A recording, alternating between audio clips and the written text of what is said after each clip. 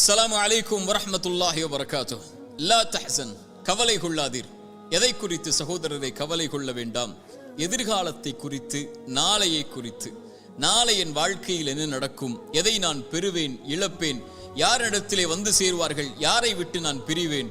ஒருவேளை என்னுடைய தொழிலில் நஷ்டம் ஏற்பட்டால், ஒருவேளை எனக்கு வேலையை அவர்கள் நிறுத்திவிட்டால், ஒருவேளை நான் மரணித்து விட்டால் என் குடும்பத்தின் நிலைமை என்ன? பிள்ளைகளின் எதிர்காலம் என்ன? ஒருவேளை என்ற 1000 எதிர்காலத்தை பற்றிய கேள்விகளின் பயத்தோடு ஒரு மனிதன் இன்றைய நேரத்தை கழிப்பதால் அந்த பயமே அவனுடைய இன்றைய நாளையும் அழித்து நிகழ்காலத்தை தரைமட்டமாக்கி விடுகிறது.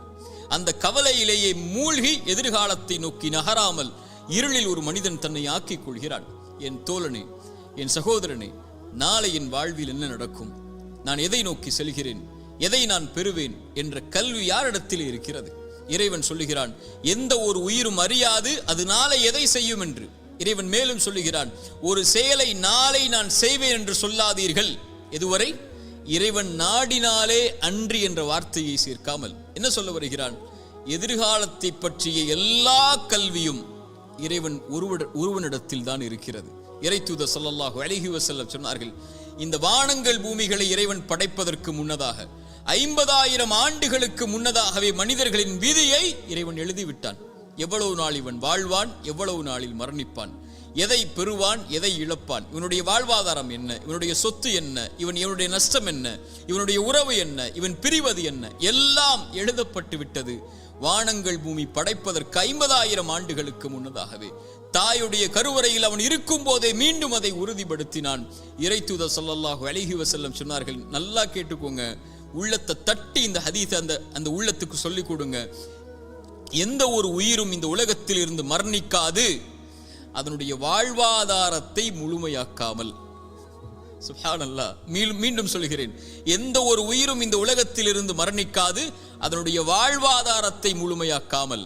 இவன் எதை பெறுவான், எதை இழப்பான், இவனுடைய சொத்து என்ன, இவனுடைய செல்வம் என்ன? ஒரு மனிதன் தன்னுடைய கடைசி சொட்டு தண்ணீரை அருந்தும் வரை, ஒரு மனிதன் தன்னுடைய சுவாச காற்றின் கடைசி மூச்சை இறைவன் எழுதியதின்படி சுவாசிக்கும் வரை மரணம் வராது. ஏன் பயப்படுகிறாய் எதிர்காலத்தை பற்றி? இது எழுதப்பட்டு விட்டது உன்னுடைய வாழ்வாதாரம். எதை பெறுவாய் என்று, எதை இழப்பாய் என்று. நீ செய்ய வேண்டியதெல்லாம் அதை நோக்கி நகர வேண்டியது மட்டும்தான். சோகம் வந்துவிட்டால், கவலை வந்துவிட்டால், இழப்பு வந்துவிட்டால், பிரிவு வந்துவிட்டால், இருட்டு அறையில் உட்கார்ந்து கொண்டு கண்ணீர் வடிப்பதை விட கிளம்பிச் செல் வெளிச்சத்தை நோக்கி. உனக்கு பெற இருக்கின்ற அதிசயங்கள் ஏராளம் உன்னுடைய எதிர்காலத்தில். அதை நோக்கி செல் என்பதுதான் இறைவனும் இறைத்தூதரும் நமக்கு காட்டக்கூடிய வழி. மூசாவுடைய தாயிடமிருந்து பாடம் படிப்போம் வாருங்கள். மூசாவுடைய தாய் ஒரு ஆண் குழந்தையை பெற்றெடுக்கிறாள். எப்படிப்பட்ட காலம்! ஃபிரவுன் கொடுங்கோலன் ஆண் குழந்தைகள் பிறந்தால் கையால் அறுத்து தூக்கி எறிந்தான் மனி இஸ்ரவேலர்களுடைய குழந்தைகளை. மூசாவுடைய தாய் பயந்தார்கள், இந்த குழந்தையை ஃபிரவுன் கண்டுவிட்டால் கொன்று விடுவானே. இறைவன் சொன்னான், மூசாவுடைய தாயை, முடிந்தால் அந்த குழந்தைக்கு உணவை கொடு, இல்லை என்றால் ஆற்றிலே கொண்டு போய் விட்டுவிடு. அவ்வளவுதான், நான் சொல்கிறேன் செய், எதிர்காலத்தை நான் முடிவு செய்கிறேன், நீ செயல்பட, அவ்வளவுதான். என்ன செய்வேன் தெரியுமா? நீ ஆற்றிலே விட்டால் இந்த குழந்தையை உன்னுடைய கரத்திலே மீண்டும் நான் கொண்டு வருவேன். எப்படி? இறைத்தூதர் மூசாவாக. ஆற்றிலே விட்டார்கள். இறைவன் சொன்னான், அவன் பார்த்துக் கொள்வான் எதிர்காலத்தை, இந்த மூசாவுடைய எதிர்காலத்தை என்று. அந்த குழந்தை கரை ஒதுங்கியது எங்கே? ஃபிரவுன் எந்த குழந்தை கையில் கிடைத்தால் அறுத்து விடுவான் என்று பயந்தார்களோ அந்த ஃபிரவுனுடைய அரண்மனையுடைய வாயிலில் எடுத்தார்கள். ஃபிரவுனுடைய மனைவி அழகாக இருக்கிறதை, இதை வளர்த்து விடுவோம் என்று முடிவெடுத்தார்கள். ஃபிரவுன் அதை அந்த குழந்தைக்கு உணவை கொடுப்பதற்கு பெண்களை தேடினான். மூசாவுடைய தாய் அழைத்து கொண்டு வரப்பட்டார்கள். அவர்களுடைய கரத்தில் மூசா அலைஹிஸ்ஸலாம் ஒப்படைக்கப்பட்டார்கள். இறைவன் சொன்னான், திருப்பி கொண்டு வருவேன். எப்படி ஒப்படைக்கப்பட்டார்கள்? இறைத்தூதர் மூசாவாக. மூசாவுடைய தாய் பயந்தார்களா எதிர்காலத்தை? நபி யாக்கூப், நபி யூசுப் அலைஹிஸ்ஸலாம் விட்டார்கள். அவர்களுடைய சகோதரர்கள் கிணற்றிலே பயந்தார்களா? அவர்களை அந்த கிணறுதான் அவர்களை அரண்மனைக்கு கொண்டு சென்றது. அவர்கள் சிறையில் அடைக்கப்பட்டார்கள். அந்த சிறைச்சாலை தான் அவர்களை சிம்மாசனத்திலே உட்கார வைத்தது. நபி யூசுப் பயந்தார்களா? எத்துணை இறைத்தூதர்களுடைய வாழ்க்கை ஆரம்பத்தில் எப்படி இருந்தது? இறைவன் சொன்னான், எதிர்காலத்தை பற்றி அவர்கள் கவலைப்படவில்லை. நபி நூஹ் கப்பல் கட்டினார். அங்கே வெள்ளம் இருந்ததா, ஆறு இருந்ததா, மலையை இறைவன் கொண்டு வருவான் என்று சொன்னால் அவன் கொண்டு வருவான். என் வாழ்வை சிறந்ததாகத்தான் இறைவன் அமைத்திருப்பான் என்று நான் நம்புகிறேன். அவன் அப்படித்தான் அமைத்திருப்பான். இன்று சோகம் நாளையது மகிழ்ச்சியாக மாறும். இன்று கண்ணீர் நாளையது அது சந்தோஷமாக மாறும். இன்றைய ஏழ்மை நாளை செல்வமாக மாறும். இன்றைய குழந்தையின்மை நாளை சிறந்த குழந்தையாக மாறும். இன்றைய உறவின் பிரிவு இதைவிட சிறந்த உறவை எனக்கு கொடுப்பான். இன்றைய இழப்பு இதைவிட அல்லாஹ் என்னை படைத்த இறைவன் இதைவிட சிறந்த ஒன்றை எனக்கு கொடுப்பான் என்ற நம்பிக்கையில் அவன் நகர்வான் வாழ்க்கையில். இறைத்தூதர் ஸல்லல்லாஹு அலைஹி வஸல்லம் சொன்னார்கள், இறைவன் மீது வைக்க வேண்டிய நம்பிக்கையை நீங்கள் உறுதியாக வைத்தால் எல்லா நேரங்களிலும் என் இறைவன் மீது நம்பிக்கை வைக்கிறேன், அவன் எனக்கு போதுமானவன். இன்றைய கஷ்டத்தை நீக்குவதற்கு அவன் எனக்கு வாக்கு கொடுத்திருக்கிறான். அவனுடைய பாதையில் நான் முன்னேறுகிறேன். அவனை நோக்கி இந்த கஷ்டத்தையும் இந்த சிரமத்தையும் இந்த இருளையும் இந்த சோகத்தையும் என் இறைவன் நீக்குவான். அவன் நாடிய போது இதைவிட சிறந்த ஒன்றை எனக்கு கொடுப்பான் என்று இழப்புகளையும் நஷ்டங்களையும் ஏமாற்றங்களையும் அவதூறுகளையும் அவமானங்களையும் பற்றி கவலைப்படாமல் கண்ணியத்தையும் வெற்றியின் பாதையிலும் பயணிக்கக்கூடிய ஒரு மனிதன் இறைவன் மீது நம்பிக்கை வைத்தால், இறைத்தூதர் சொன்னார்கள், ஒரு பறவைக்கு இறைவன் எப்படி உணவளிப்பானோ அது போன்று உங்களுக்கும் உணவளிப்பான்.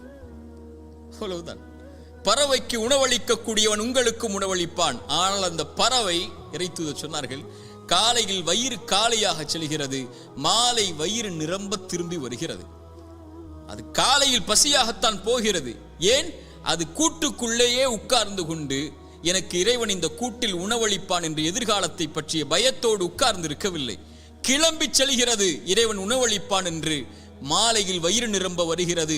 அதுபோல் இறைவன் மீது வைக்க வேண்டிய நம்பிக்கையை உறுதியாக திடமாக தெளிவாக நீங்கள் வைத்தால் என் இறைவன் என்னை ஒருபோதும் கைவிட மாட்டான் என்று இந்த பறவைக்கு உணவளிப்பதை போல் இறைவன் உங்களுக்கும் உணவளிப்பான். நான் எப்போதும் சொல்வதுதான் ஒரு அறிஞருடைய வார்த்தை. ஒரு இருள் சூழ்ந்த நேரத்தில் ஒரு இருண்ட பாறையில் ஒரு கருப்பு எறும்பு ஊர்ந்து சென்றால் அதை இறைவன் கண்காணிக்கிறான். அது நடக்கக்கூடிய சப்தத்தை இறைவன் கேட்கிறான். அது உள்ளத்திலே எண்ணக்கூடிய எண்ணங்களை இறைவன் அறிகிறான் என்றால், என் கண்ணீரையும் என் சோகத்தையும் என் கவலைகளையும் என் துக்கத்தையும் என் இறைவன் அறியாமல் இருப்பானா? அவன் சொல்லுவதெல்லாம் கிளம்பிச்சல். இருளில் உட்காராதே, சோகம் வந்துவிட்டால். தனிமையில் உட்கார்ந்து கலங்கிக் கொண்டிருக்காதே, பிரிவு வந்துவிட்டால். ஒன்றை இழந்து விட்டால் துவண்டு விடாதே, கிளம்பி செல். அடுத்தடுத்த வாழ்க்கை உனக்கு எதிர்நோக்கி இருக்கக்கூடிய அதிசயங்கள் ஏராளம். உட்கார்ந்து கொண்டால் கிடைத்து விடாது மானிடா, கிளம்பி செல். இறைவன் உன்னை சிறந்த வாழ்க்கையில் வாழ வைப்பான். ஒரு இறை நம்பிக்கை கொண்டவன் எதிர்காலத்தை பற்றி எந்த பயமும் கொள்ளாமல், கடந்த காலத்தை பற்றிய எந்த கவலையும் கொள்ளாமல், இன்றைய நாளை முறையாக பயன்படுத்தி எதிர்காலத்திற்காக தன்னுடைய வாழ்வை செதுக்குவான். என்ன நடந்தாலும் எது ஆனாலும் என் இறைவனின் நாட்டத்தின்படிதான் நடக்கும் என்ற நம்பிக்கையில், அது இறைவன் நாடியதை நான் பெறும் வரை எனக்கு மரணம் வராது என்ற நம்பிக்கையில் அவனுக்கு இறைவன் அமைத்த நேர்த்தியான நேர்மையான அந்த விதியின் மீது நம்பிக்கை கொண்டு அப்படிப்பட்ட இறை நம்பிக்கையாளர்களாக நாம் மாறினால் நம்முடைய எதிர்காலத்தை பற்றிய கவலைகள் நம்மை விட்டு மறையும். இறைவன் அந்த பாக்கியத்தை எனக்கும் உங்களுக்கும் தரட்டும். அகூலு கௌலி ஹாதா அஸ்தக்ஃபிருல்லாஹ் லீ வலக்கும். அஸ்ஸலாமு அலைக்கும் வரஹ்மத்துல்லாஹி வபரகாத்துஹு.